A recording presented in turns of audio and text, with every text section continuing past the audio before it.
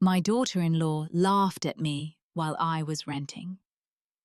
"You're going to die poor and alone." When I am Jean, 62 years old, and a retired school teacher. After my husband died, I lost our house to medical debt and ended up renting a tiny apartment while trying to rebuild my life from scratch. During a family dinner, my daughter-in-law, Amanda, openly mocked my situation. Her words cut deep when she said, "You're going to die poor and alone." That day, I made a decision that would transform everything. Before I tell you how I turned my life around, let me know where you're watching from and hit that subscribe button if you've ever had to rebuild your life after hardship. Robert and I were high school sweethearts who built a modest but happy life as educators. We were married for 38 wonderful years and raised our only son, Michael, who is now 35. Our world shattered when Robert received a sudden cancer diagnosis at 60. For 2 grueling years, we fought the disease with everything we had, draining our savings and retirement accounts for treatments not covered by insurance. When Robert passed away, I was not only grieving my soulmate, but also drowning in medical debt and mortgage payments we could no longer afford. I had no choice but to sell our family home, the place where we had raised Michael and created decades of memories. The proceeds barely covered what we owed. Michael had met Amanda during his college years. She came from a wealthy family and had never known financial struggle. From the beginning, she had expensive tastes and strong opinions about social status. As their relationship progressed, I noticed Michael changing. My kind, thoughtful son became increasingly status-conscious and materialistic under her influence. Their wedding was an extravagant affair at a vineyard estate. I emptied what little savings I had left to contribute, wanting to support my son despite my financial situation. After the wedding, Michael took a high-pressure corporate job in finance that Amanda had pushed him toward, even though he had once talked about following in our footsteps as an educator.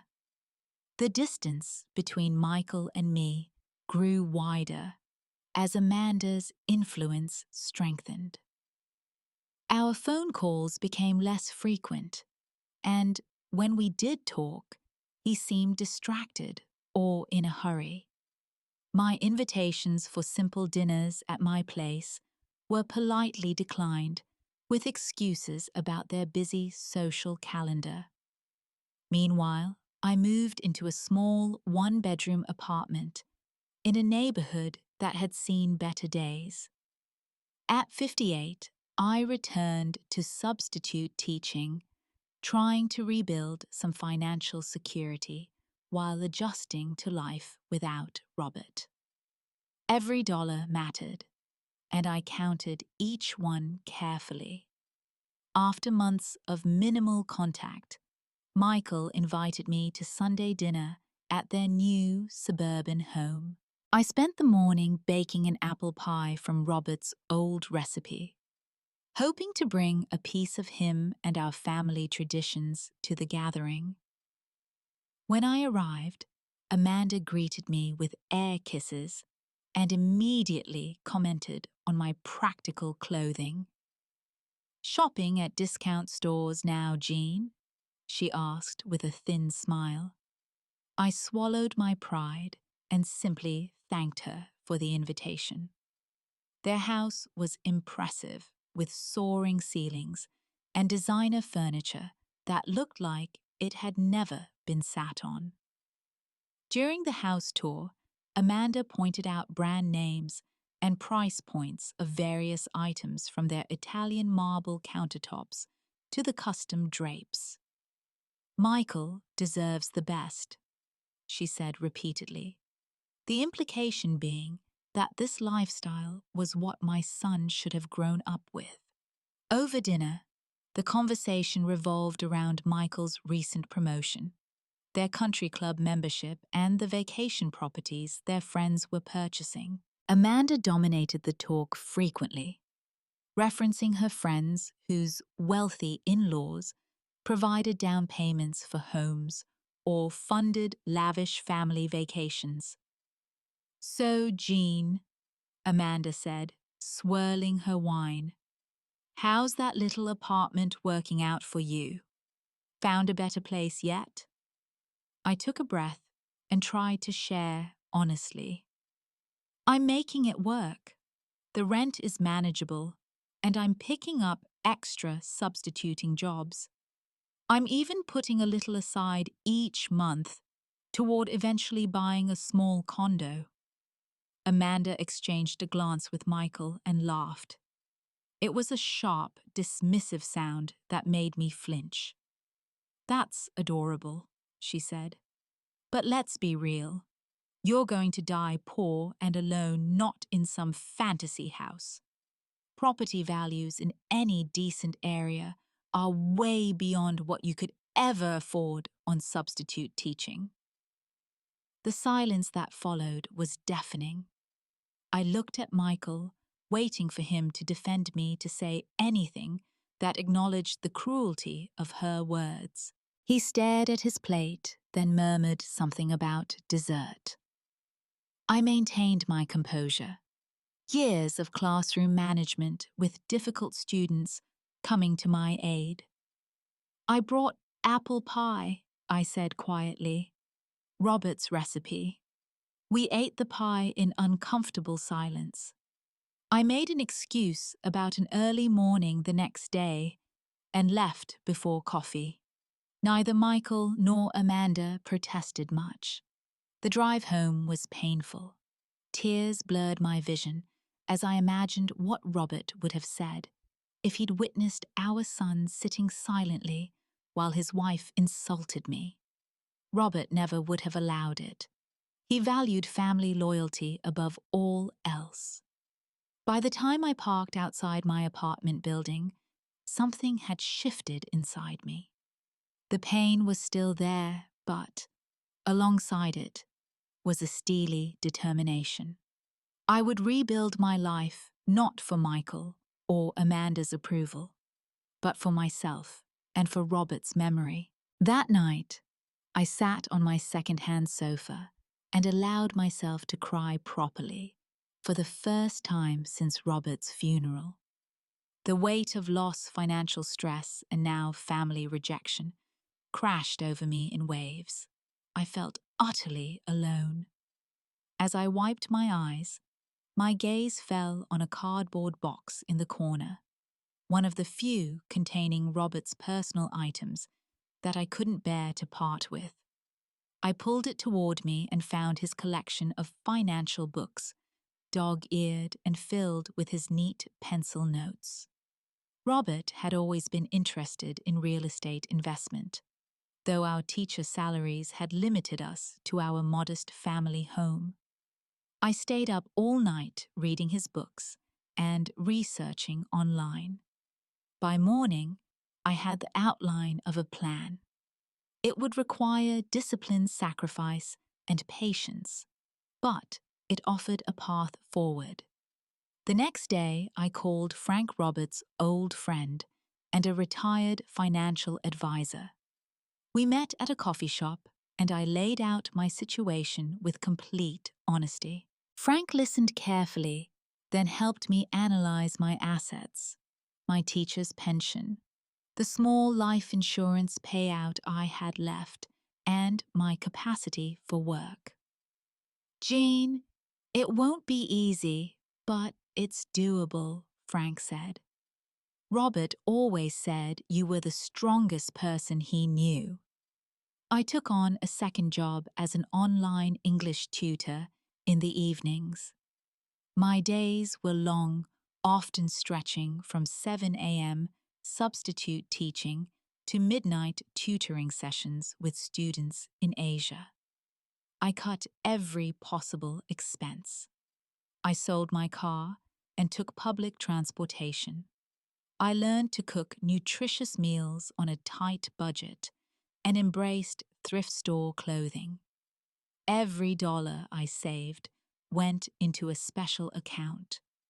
Within 8 months, I had enough for a modest down payment.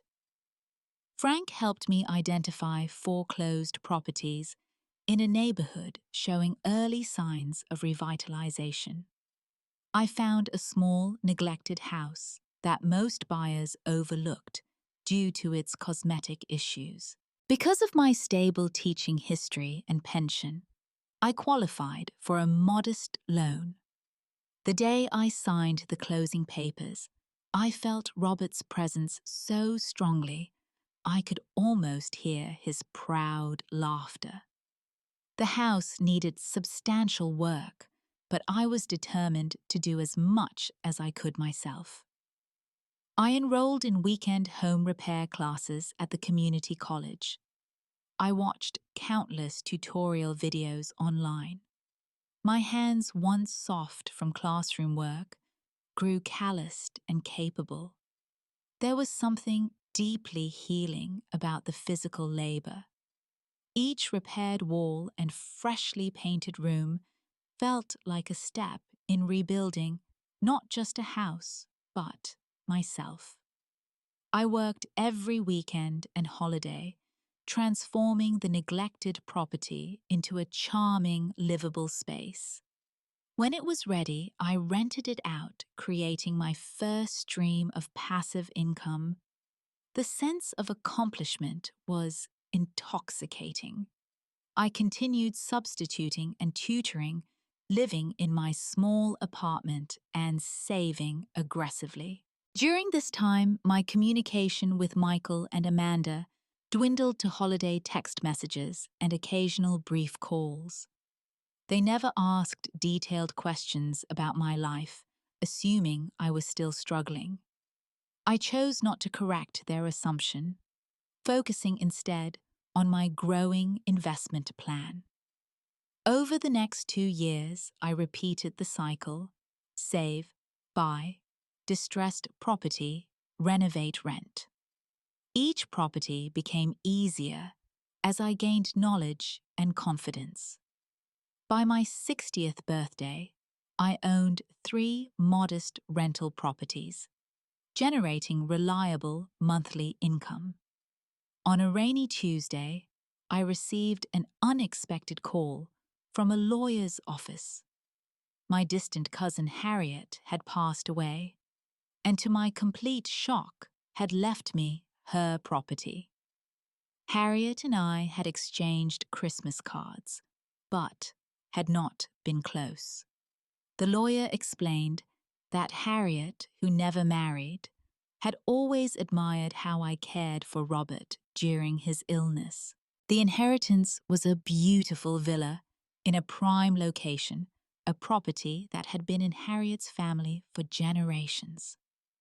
When I received the keys and walked through the grand front door for the first time, I was overwhelmed.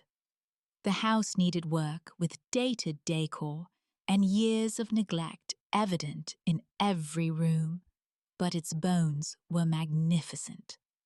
I could have sold it immediately for a substantial sum, but something about the property spoke to me. This would be my forever home, not an investment. I took a sabbatical from teaching to focus on the renovation full-time. The villa had high ceilings with intricate moldings, hardwood floors under worn carpets, and large windows that flooded the rooms with natural light. Each day of restoration uncovered new treasures, from stained glass transoms to a hidden butler's pantry. I worked alongside local contractors, developing friendships, with people who appreciated the historical value of the home. Together, we brought the villa back to life while modernizing its systems and amenities. I discovered I had a talent for interior design. Each room became an expression of my personality and a tribute to Robert's memory. Our wedding photo took pride of place on the mantel. His collection of first edition books lined the library shelves. The backyard became my sanctuary. I created gardens with winding paths, fragrant herbs, and comfortable seating areas, perfect for morning coffee or evening reflection. A small fountain provided peaceful background music with its gentle splashing. As the renovation neared completion, I realized my rental properties generated enough income to support me comfortably. I officially retired from teaching to enjoy this new chapter of my life. Through all these changes, I hadn't told Michael about the inheritance or my new home. Our relationship remained distant, with periodic, surface-level check-ins. I wondered if he even knew I had stopped substituting. After settling in, I decided to host a housewarming party. After much reflection, I added Michael and Amanda to the invitation list. I simply provided the address without explaining. It was now my home, curious to see their reaction. Their RSVP came quickly, with a brief note about looking forward to seeing whose home I was house-sitting. The assumption stung, but I was beyond being hurt by their underestimation. The day of the housewarming arrived with perfect weather. I felt nervous anticipation about seeing Michael and Amanda, but also a quiet confidence I hadn't experienced in years. My new friends arrived first, bringing thoughtful gifts and warm wishes. Frank came early to help set up, giving me a supportive hug and whispering, "Robert would burst with pride seeing you now." I had found community again, people who valued me for my character rather than my financial status. There were neighbors who shared gardening tips, fellow volunteers from the literacy program I'd joined, and even some of the contractors who had become friends during the renovation. Michael and Amanda arrived an hour late, dressed as if attending a formal gala rather than a casual housewarming. Their expressions upon seeing me greeting guests at the door of the magnificent villa were priceless. Amanda's mouth actually fell open before she quickly composed herself. "Mom." Michael looked confused. "What are you doing here?" "Welcoming you to my home," I said simply, enjoying the moment. Amanda leaned toward Michael, whispering loudly enough for me to hear. She must be house-sitting for someone, probably cleaning too for extra money. I pretended not to hear and offered to show them around. As we toured the house, I watched their reactions shift, from confusion to disbelief to calculated interest. Amanda's compliments became increasingly effusive with each room. "This kitchen is divine. Those countertops must have cost a fortune," she gushed, running her hand along the marble surface. "I selected everything myself during the renovation," I replied calmly. "Renovation?" Michael asked. "What do you mean?" At dinner, seated around my large dining table with all my guests, Amanda worked hard to save face, peppering her conversation with references to other luxury homes she had visited that were just like this one. When the other guests were engaged in conversation, Michael finally asked directly, "Mom, how can you possibly afford all this?" Are you in some kind of financial trouble? I explained my property investments and Harriet's inheritance in simple terms. With each detail, Amanda's expression transformed her eyes, calculating, as she reassessed my value in their lives. Shortly after my explanation, Amanda pulled Michael aside. They thought they were out of earshot, but their voices carried to where I stood, refilling the dessert tray. "This changes everything," Amanda said urgently. "Do you realize what this means for us, for our future?"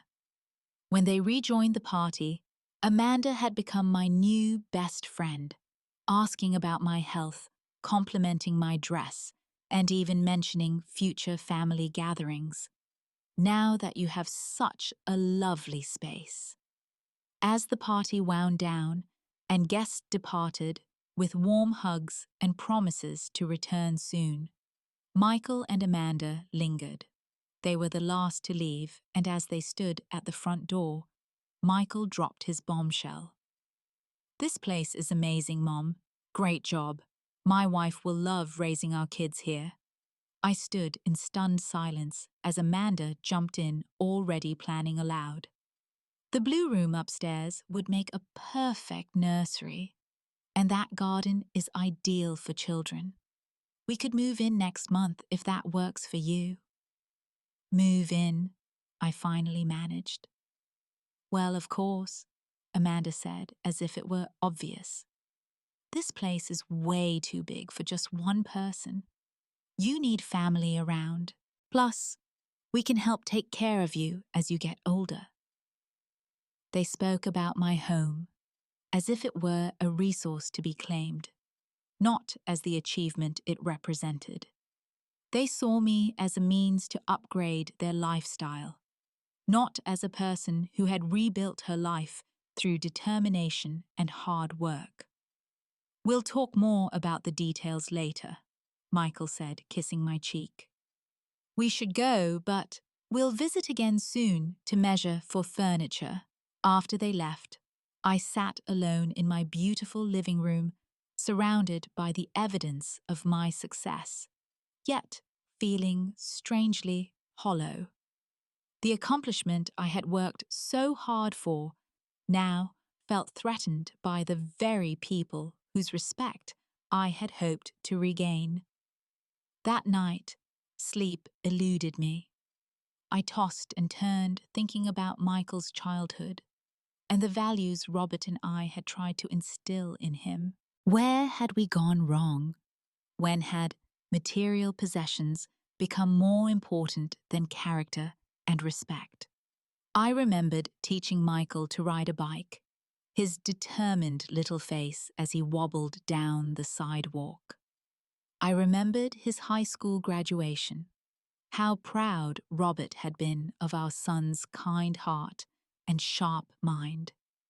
Somewhere along the way, that boy had been lost. The next morning, I took my coffee into the garden and sat watching the sunrise. The quiet beauty centered me, and clarity began to emerge from the emotional turmoil. I recognized the pattern of manipulation that had developed. For years, Amanda had dismissed me when she thought I had nothing to offer. Now that she saw potential benefit, I was suddenly worthy of consideration. And Michael, my beloved son, had become so enmeshed in her materialistic values that he couldn't see how inappropriate their expectation was. I loved my son and would always keep the door open for a genuine relationship, but I needed to establish clear boundaries. I would not enable behavior that undermined my hard-won independence or treated me as a resource rather than a mother. That afternoon, I called my attorney to discuss protecting my assets.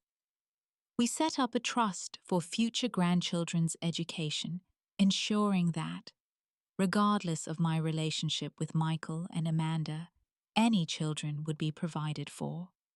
We also created legal safeguards that would prevent my home and rental properties from being transferred to anyone else during my lifetime.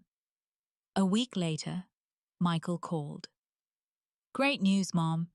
We've started packing. Amanda is so excited about moving to the villa. She's already ordered new furniture for the master bedroom." "The master bedroom?" I asked, my voice steady despite my racing heart.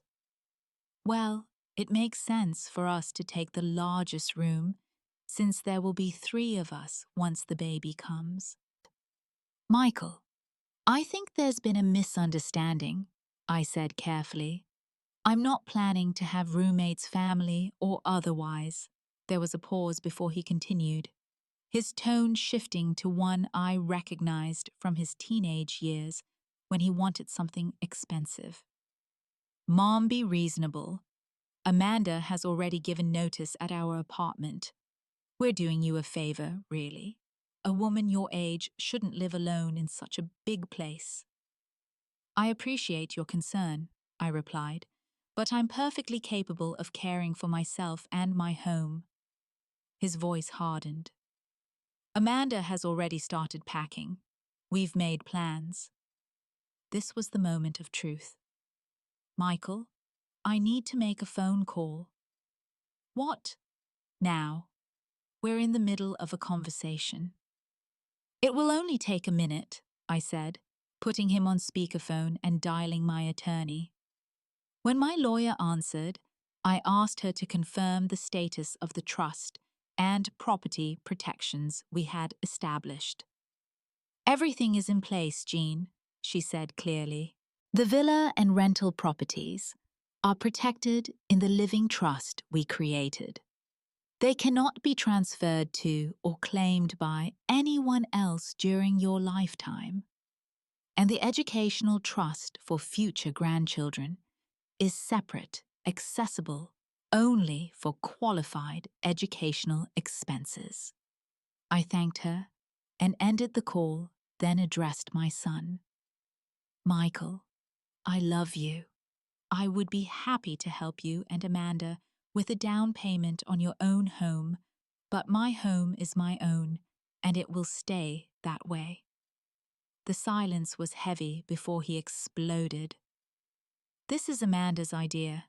You know, she's been talking for days about how perfect your house would be for us, how we wouldn't have to pay rent anymore, how we'd inherit it eventually anyway."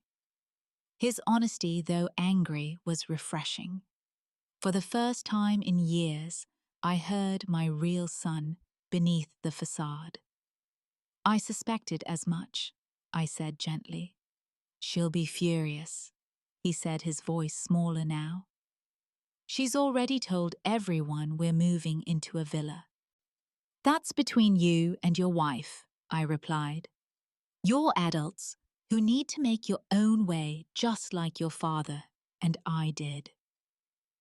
"Fine," he snapped, anger replacing vulnerability. "If that's how you want it, don't expect to hear from us again." The call ended abruptly, leaving me in painful silence. Tears flowed freely, but beneath the pain was a certainty that I had done the right thing, both for myself and, ultimately, for Michael. For 6 months, I heard nothing from Michael. The silence was painful, but I refused to let it define this new chapter of my life. I threw myself into community work, volunteering at the local library's literacy program and joining the board of a neighborhood improvement initiative. My rental properties continued to provide stable income, allowing me to focus on giving back rather than accumulating more. At the community center, I started teaching financial literacy classes for women facing challenging transitions, whether from divorce, widowhood, or career setbacks. Sharing the knowledge I had gained through my own journey became deeply fulfilling. I used some of my rental income to establish a small scholarship fund for single parents pursuing education. The first recipient was a young mother studying nursing while raising two children, her determination reminding me of my own struggle to rebuild. Then one rainy afternoon, an email from Michael appeared in my inbox. It was brief, asking if we could meet for coffee, just the two of us. I suggested a cafe, halfway between our homes, neutral territory, for what would surely be a difficult conversation. When I arrived, Michael was already waiting, looking thinner and somehow older than he had 6 months earlier. He stood awkwardly when he saw me, then offered a hesitant hug that I gladly accepted. "Thank you for coming," he said as we sat down. "I wasn't sure you would. You're my son," I said simply. "That never changed." He stared into his coffee cup before meeting my eyes. "Amanda left me 3 months ago." I kept my expression neutral, waiting for him to continue. "After she realized she couldn't get access to your house or money, she started looking for other opportunities." He laughed bitterly. "Turns out I was just a stepping stone to the lifestyle she wanted. When a wealthier prospect came along, she was gone within weeks." "I'm sorry for your pain," I said sincerely. "No matter what I thought of her, I know you loved her." "Did I?" he mused. "Or did I love the idea of who we were together? The image we projected?" He shook his head. "Since she left, I've been doing a lot of thinking about who I've become. I barely recognize myself anymore, Mom." I reached across the table and took his hand. "The person you truly are is still there, Michael. He always has been." Our conversation lasted hours, honest, in a way we hadn't been in years. Michael had started therapy working to understand how he had strayed so far from the values Robert and I had raised him with. He apologized for not defending me at that painful dinner, and for the entitled way he had approached my new home. I was compassionate, but also clear about my boundaries. We would rebuild our relationship, but it would take time and consistent effort. Trust once broken couldn't be instantly restored. In the months that followed, Michael found an affordable apartment and scaled back his lifestyle. He transferred to a less prestigious but more fulfilling position that didn't require the exhausting social climbing his previous role had demanded. We established a routine of Sunday dinners at my home, reminiscing about Robert and rediscovering our connection. A year later, Michael introduced me to Sophia, a kindergarten teacher with a warm laugh and kind eyes. Unlike Amanda, she engaged me in genuine conversation, asking about my teaching career and listening intently to my stories about Robert. I hosted a small dinner for them at the villa, watching with quiet joy as Michael showed Sophia the garden, his arm around her waist, their conversation punctuated by authentic laughter. As I cleared the dinner dishes that evening, I reflected on my journey from devastation to empowerment. The path had been difficult, but each challenge had strengthened me, teaching me that rebuilding after loss is not just about financial security, but about reclaiming your sense of worth. My wealth was not primarily in my properties or bank accounts, but in the resilience I had developed and the authentic relationships I had formed. I had learned to set boundaries with love, to forgive, without enabling destructive behaviors, and to create a legacy based on values rather than valuables. Robert would be proud of the woman I had become, not because of the beautiful villa or financial success, but because I had stayed true to myself through adversity. I had refused to be diminished by others' judgment and had found purpose in helping others navigate their own challenging transitions. Have you ever had to rebuild your life after a major setback, or stood your ground when family members overstepped boundaries? Share your experience in the comments below. Your story might give someone else the courage they need today. And if this resonated with you, please hit the like button and subscribe to hear more stories of resilience and renewal. Remember, it's never too late to rewrite your life story.